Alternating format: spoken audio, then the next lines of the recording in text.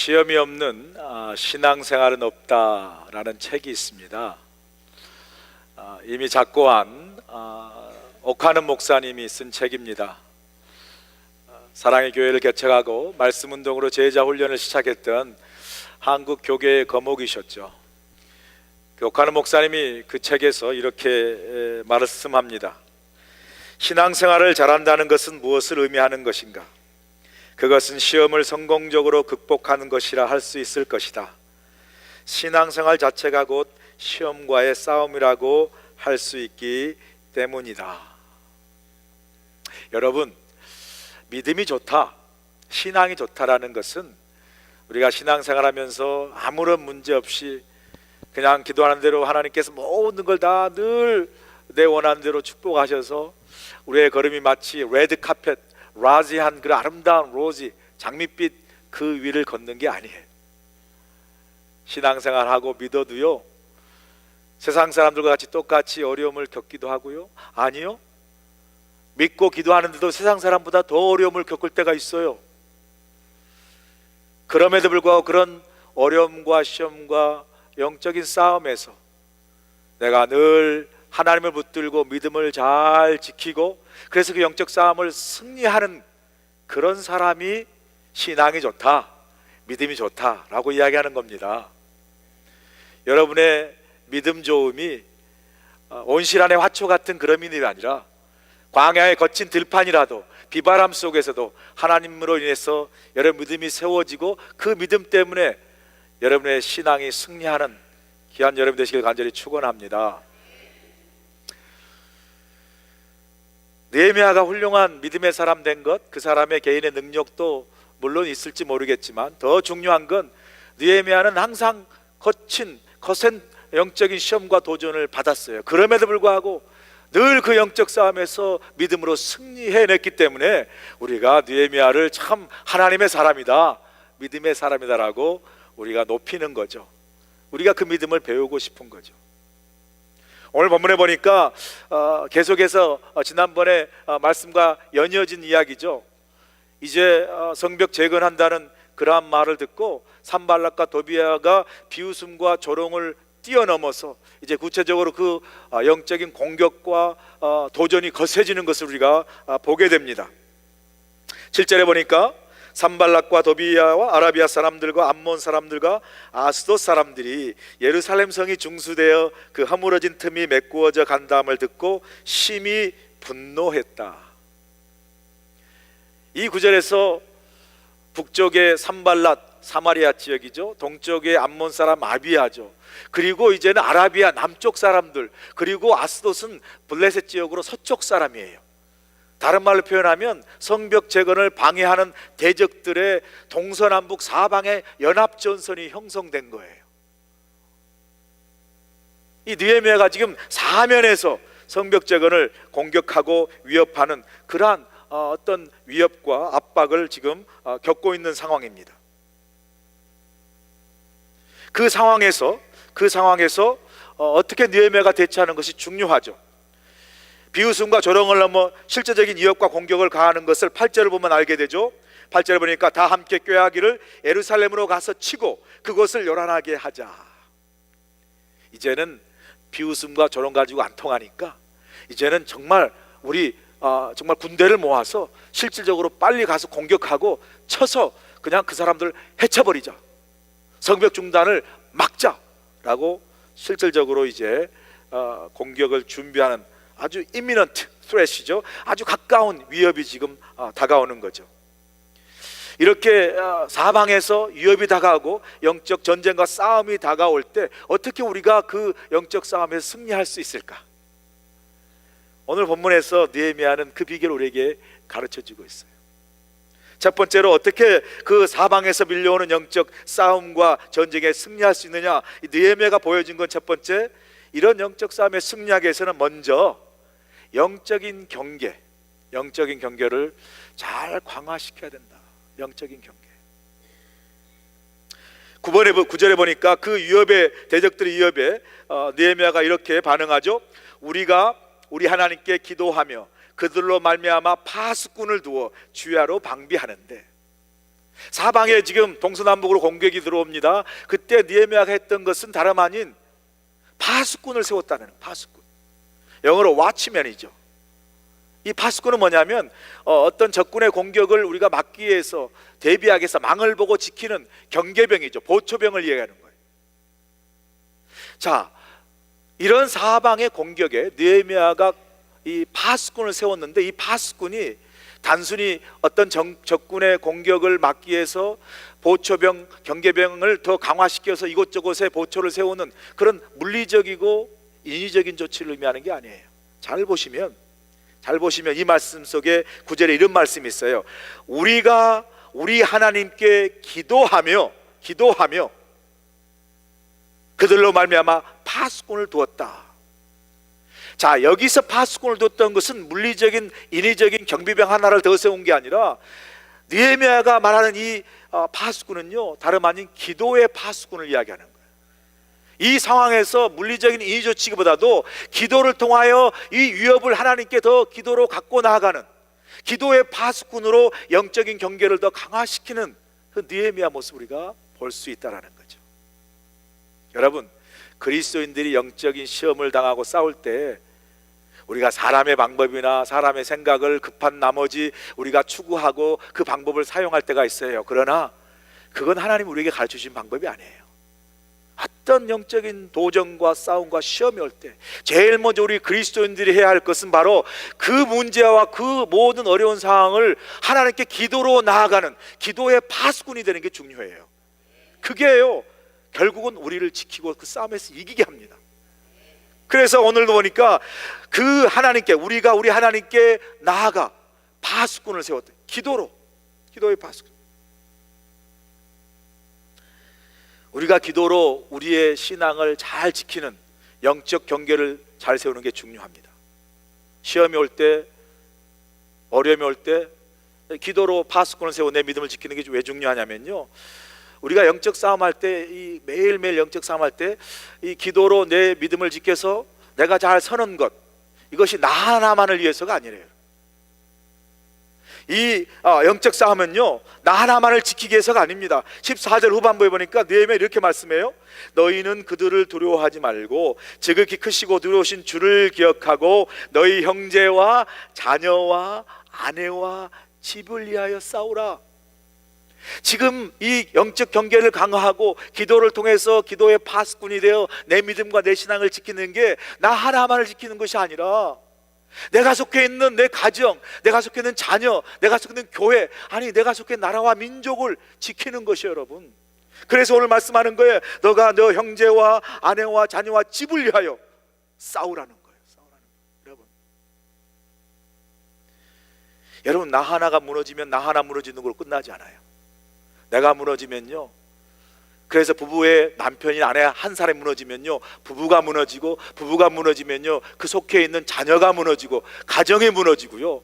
여러분, 한 사람 교회 안에서 뭐 나 하나 실망하고 실족해서 넘어지면 뭐 별거냐라고 이야기할지 모르지만 여러분 속해 있는 그 공동체인 속회가 영향받고 무너지고요, 크게는 교회가 흔들리고 무너지는 거예요. 여러분, 이걸 우리가 영어로 collateral damage라고 그래요.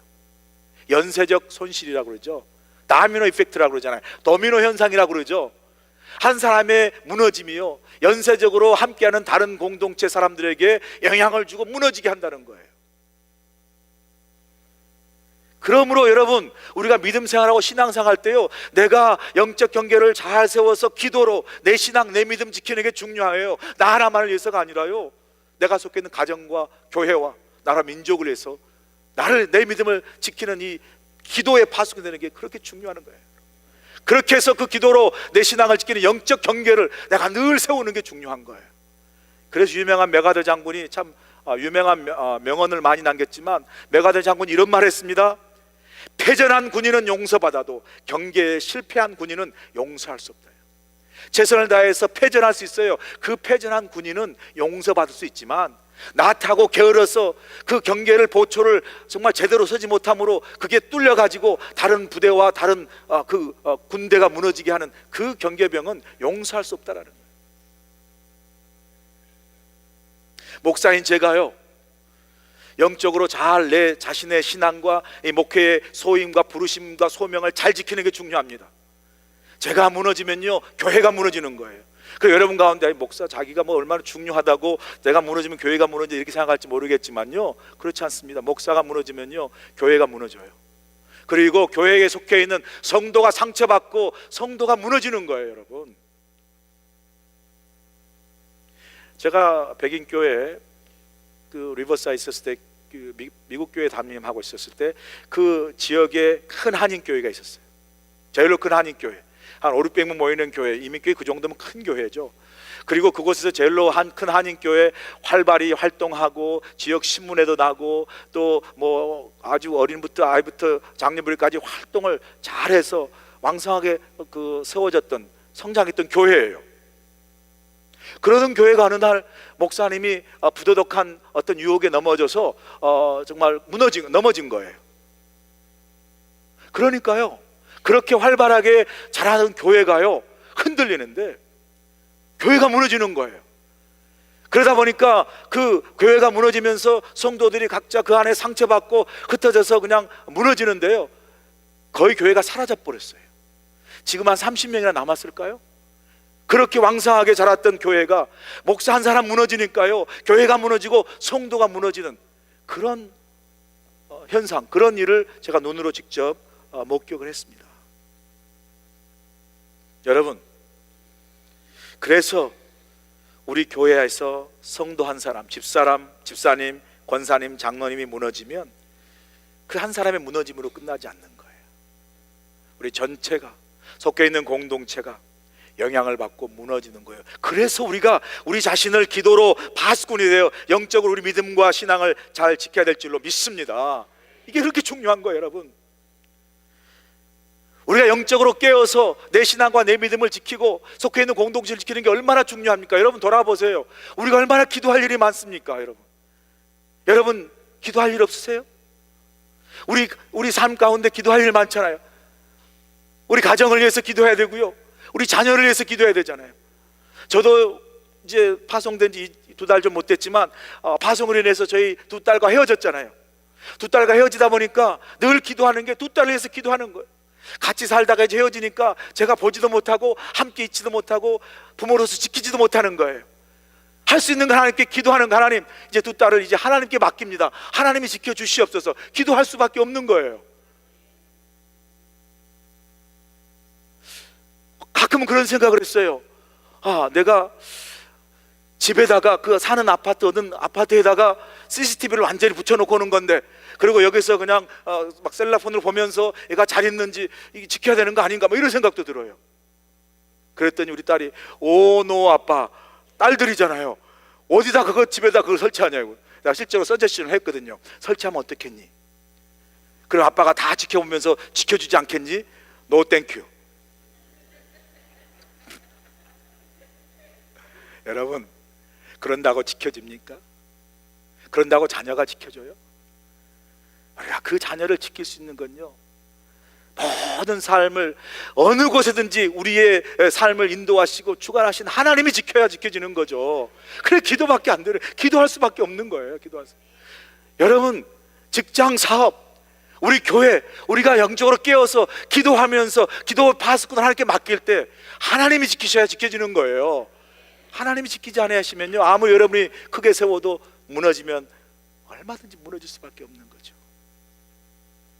지난주에 권사님과 함께 대화를 하셨는데 제가 퍼밋을 받지 않고 나누는데 아마 이해하실 거라고 생각해요. 가족이 식사하러 가셨다고 그래요. 그래서 식사를 맛있게 하고 이제 오는 길에 딸이 자동차 운전면허 퍼밋을 받았다고 그러셔요. 그러다 보니까 이제 퍼밋 받았으면 연습을 해야 되잖아요. 연습을 해야 되니까 아마 오는 길에, 집으로 가는 길에 맛있게 먹고 이제 딸이 운전을 했던 모양이죠. 그리고 이제 아빠, 엄마 다 동생, 오빠 다 탄 거죠. 그렇게 가다가 아무래도 이제 퍼밋 받았으니까 운전 익숙하지 못하니까 턴을 하다가 저 상대방이 오는 그 차를 보지 못하고 거의 부딪힐 뻔했나 봐요. 얼마나 놀랬겠어요. 그러니까 이제 왜 조심하지 않고 운전하냐 그러고 이제 소위 여러분 상상되는 이야기가 나오겠죠. 너 눈이 없니? 그렇게 조심해야지. 여러분 사실 운전면허 가르치다가 이혼한 사람 많이 봤잖아요, 여러분. 왜냐하면 너무 화가 나니까 부부도요. 그래서 운전면허 안 가르칩니다. 꼭 맡기셔야 돼요. 운전 그 교습소에다가. 싸움 나요. 그렇지만 우리 집사람 제가 잘 가르쳐서 합격시켰습니다. 네.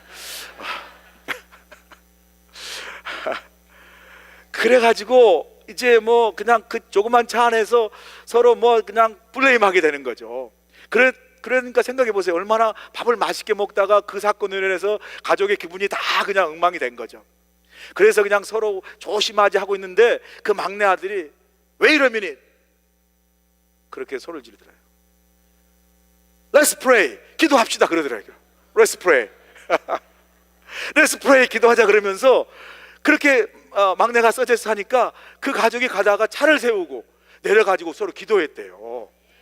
손을 잡고 기도하는데 이제 속상하니까 딸도 울고 하다 보니까 기도하는 가운데 눈물도 나고 그러면서 기도를 통해서 그렇게 서로 불례하다가 기도하는 가운데 다 마음이 녹아가지고 기쁜 마음으로 집에 돌아왔다고 합니다. 할렐루야.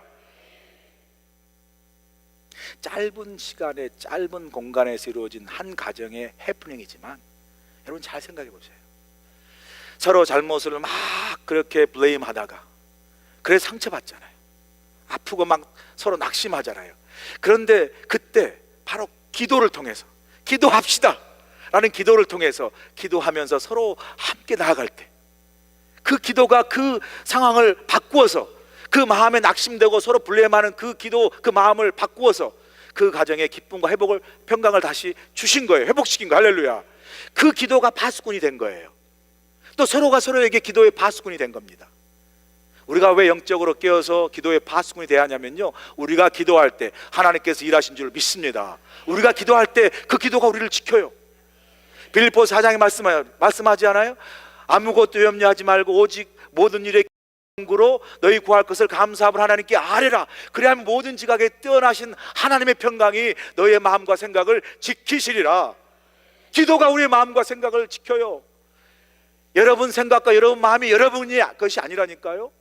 여러분 가끔 여러분 마음이 낙심되고 여러분 생각에 막 화가 나고 미운 감정 딱 들어오면요, 그때는 여러분을 이끌어간 것이 아니라 그 미운 감정과 그 미운 생각들이 막 여러분을 이끌고 가요. 안 하고 싶어도 끌려가는 거예요. 그때 딱 기도하는 거예요. 그러면 기도가 우리의 마음과 생각을 지키시는 거예요. 그래서 기도의 파수꾼에서 내 신앙과 믿음을 지킬 수 있는 겁니다.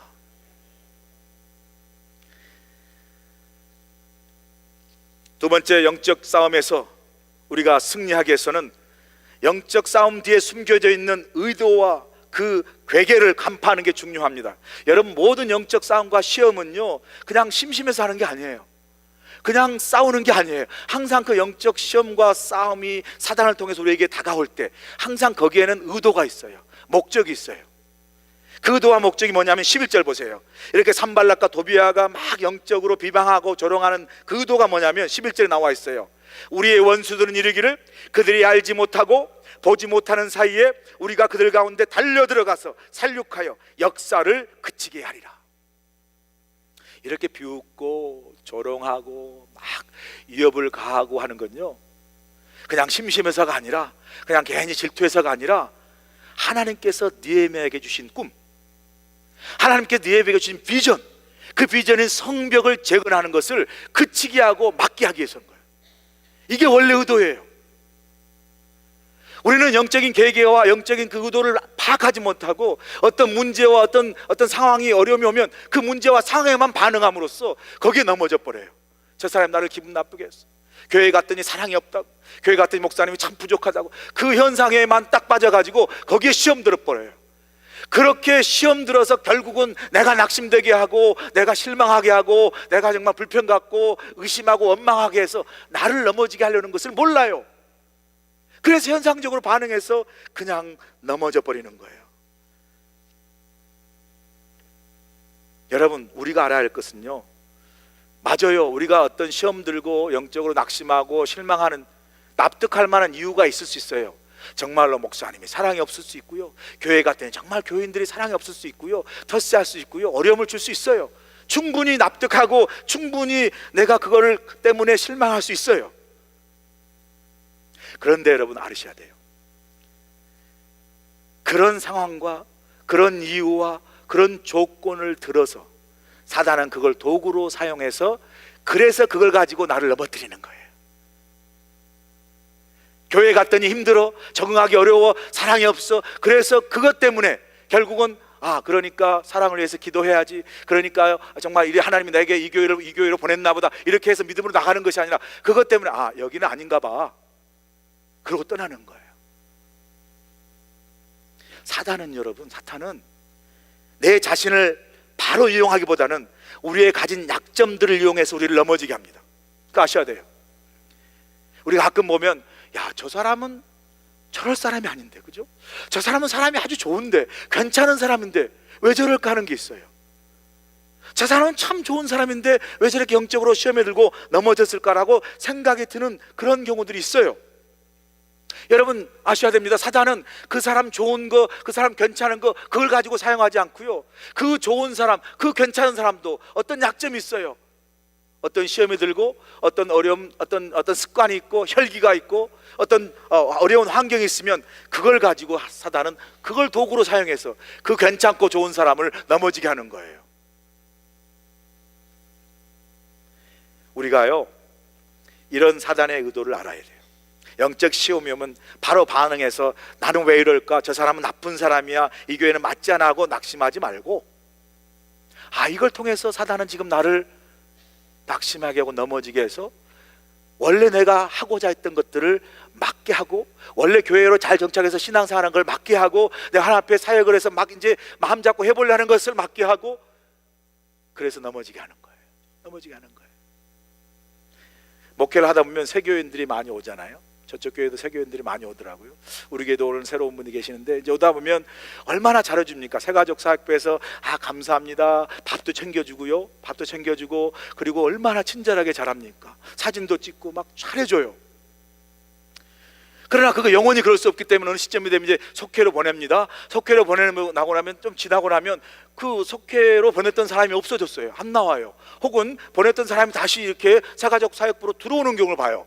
왜 들어오십니까? 그러니까 이렇게 해요. 나가봤더니 아주 그냥 시베리아 벌판입니다, 뭐 이렇게 이야기해요. 예전에는 밥도 잘 챙겨주고 뭐 친절하게, 가보니까 밥 챙겨주는 사람도 없어, 같이 앉아주는 사람도 없어, 어디 들어가려면 힘들게 해. 그러다 보니까 시베리아 벌판을 막 경험한 거예요. 우리 교회는 절대 그러지 않아요. 아멘이 없는 거면 자신이 없는 거죠. 솔직히 말하면 여러분 이렇게 앉아 계신 분들은요, 그런 시베리아 벌판 다 지나고 살아남은 사람들이 앉아 있는지도 몰라요. 네. 아멘 하시면 안 되는데 이거. 네. 여러분, 사단의 의도가 있어요. 그렇게 함으로써 좋은 줄 알고 여겼던 교회, 정말 마음 잡고 신앙해 보려고 했던 그런 믿음의 길, 믿음의 좋은 의도들을 막 자꾸 무너뜨려요. 넘어뜨려요. 저는 정말 이런 기도가 돼요. 우리가 영적 시험을 경험할 때 사단이 의도하고 목적한 대로, 우리가 어떤 영적 공격을 받을 때 그 사단이 의도하고 목적한 대로 그대로 정말 안 넘어지는 성도가 됐으면 좋겠어요.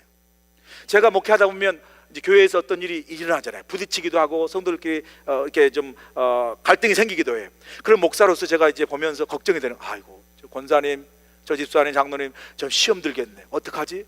라고 걱정을 할 때 그 상황에서 정확하게 한 치의 오차도 없이 혹시나 했는데 역시나 하고 시험 드는 분들이 계세요. 정확하게 그냥. 그런데 부딪히는 일 있고 뭐 어려운 일이 있는데 목사로서 걱정이 돼서 이제 시험 들겠구나 하고 생각해서 이제 그 사람을 걱정하는 마음으로 그분을 바라보는데, 웬걸요 다음 주에 나오는데 훌훌 털었어요. 아무 일 없이 나왔어요. 그리고 그냥 아무 일 없이 잘 믿음으로 서 있는 걸 보면요, 제가 놀래요. 제가 놀래. 와, 시험이 안 들으셨네. 그리고 막 은혜가 돼요. 야, 믿음을 잘 정말 지켜서 영적으로 시험을 이긴 그 성도가 너무 고맙고요, 또 정말 그 성도의 믿음을 통해서 역사하신 하나님께 너무 감사한 거예요. 할렐루야.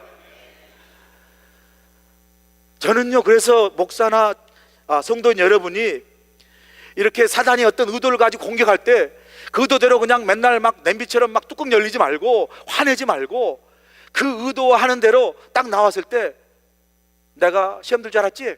에? 내가 넘어질 줄 알았지? 내가 왜 넘어지 하고 딱 안 넘어져가지고 되려 사단이 열받아가지고 막 뒤로 넘어지는 그런 교회가 되기를 간절히 소원합니다. 우리 교회는 막 사단이 넘어지는 교회, 성도가 넘어지는 교회가 아니라. 할렐루야. 오늘도 보니까 7절에 보니까 막 비웃고 조롱해도요 안 넘어가니까 산발락과 도비아가 심히 분노했다고 그랬어요. 이 영적인 내공이 좀 있어야 되지 않겠어요? 영적인 내공. 그냥 부는 대로 찌르는 대로 픽픽 쓰러지지 말고, 우리 교회가 113년입니다 113년. 여러분 100년이 넘고도 13년이에요 저희 교회 실력 있고 내공 있고 잠재력 있는 교회인 줄 믿습니다. 웬만한 건요, 이 정도는 은혜로 넘어가야지, 그죠? 권사님 집사님 기도해, 괜찮아. 하나님 앞에 다 믿음으로 나가면 승리할 수 있어.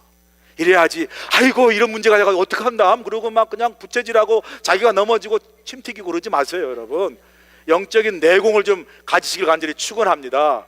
이 교회의 저력이죠. 교회의 저력이죠. 그래가지고 그냥 넘어져가지고 주저앉은 사람 많아요. 제가 와보니까 문제 교인들하고 얘기해보니까 이런 말해요. 목사님 왕년에 저도 열심히 신앙생활 했습니다. 근데 요즘은 좀 쉬고 있지만 정말 예전에 엄청 열심히 했습니다. 그런 말해요. 그럼 제가 들으면서 기분이 싸해요. 아니 왕년에 열심히 했던 그 모습은 다 사라지고 저는 그냥 쉬고 있는 때 온 거예요. 목사가 단물은 다 빠지고 껍데기만 남은 거예요. 그러면 들으면서 왕년에 열심히 했다는데 지금은 쉬고 있으면, 그럼 쉬고 있는 그때 온 나는 누굽니까? 저도 여러분 왕년에 열심히 하고 있을 때 오고 싶어요. 여러분 왕년에 열심히 하고 지금 쉬신 분은요, 제 새로 왔으니까 왕년에 열심한 믿음을 회복하길 간절히 축원합니다. 일어나세요. 일어나세요. 왕년 신앙 이야기하시지 마세요. 지금이 중요합니다. 지금이. 저는 지금 함께 하나님의 교회를 세워나갈 믿음의 동역자가 필요합니다.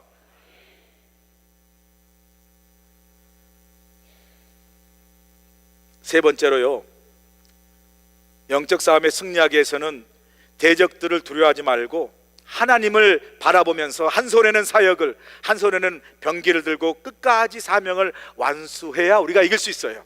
10절에 보니까 이렇게 말합니다. 유다 사람들은 이르기를 흙무더기가 아직도 많거늘 짐을 나르는 자의 힘이 다 빠졌으니 우리가 성을 건축하지 못하리라 하고, 그리고 12절에 보니까 그 원수들의 근처에 거주하는 유다 사람들도 그 각처에 와서 10번이나 우리에게 말하기를 너희가 우리에게로 와야 하기로 하라 하리라 하기로. 이 무슨 말이냐면 영적 그 성벽 재건을 쌓기 위해서 막 가는 가운데 갑자기 백성들이 낙심한 거예요. 해야 할 일을 보니까 흙더미가 막 이렇게 쌓여서 언제 이걸 다 날라서 성벽을 쌓을까, 재건할까 낙심되고, 또 한 가지 그 낙심된 상황에서 동료 백성들이 또 낙심을 부추기는데, 그게 뭐냐면 특별히 그 대적들과 가까이 경계선상에 살던 부족들이 10번이나 찾아와가지고 잠깐 어느 순간에 쳐들어오면 우리는 다 당한데 너희들 성벽 재건을 지금 할 때냐, 성벽 재건을 하지 말고 우리 쪽에 와서 우리를 도우라, 우리를 지키라라고 지금 10번이나 컴플레인하는 거예요. 원망하는 거예요. 이럴 때 느헤미야가 어떻게 반응한가 보세요. 참 중요합니다.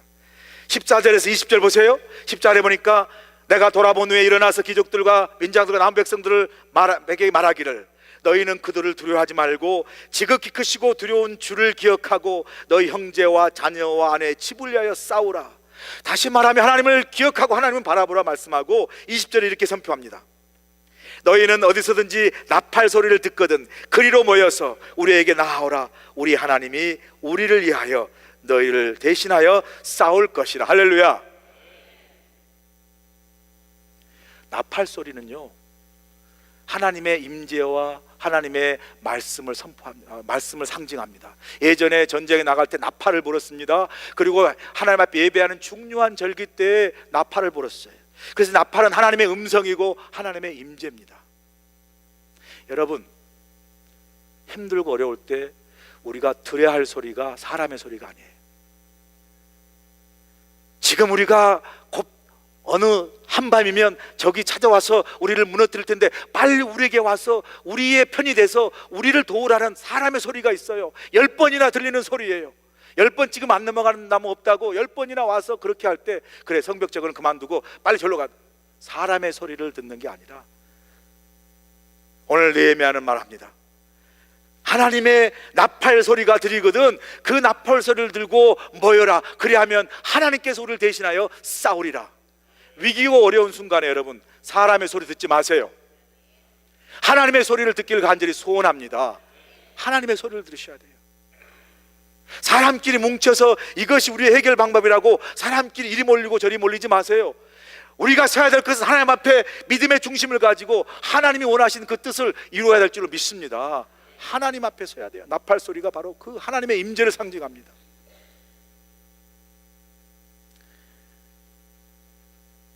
아브라함 링컨이 남북 전쟁을 이룰 때 참 남북 전쟁에 치열했어요.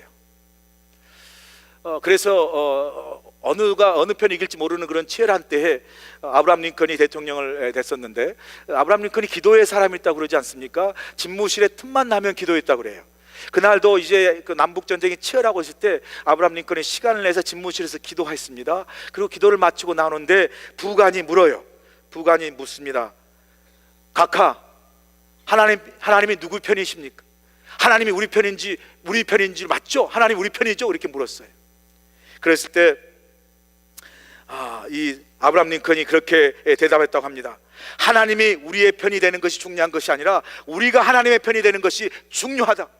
나는 내가 하나님 편이 설 수 있도록 기도했다라고 이야기합니다.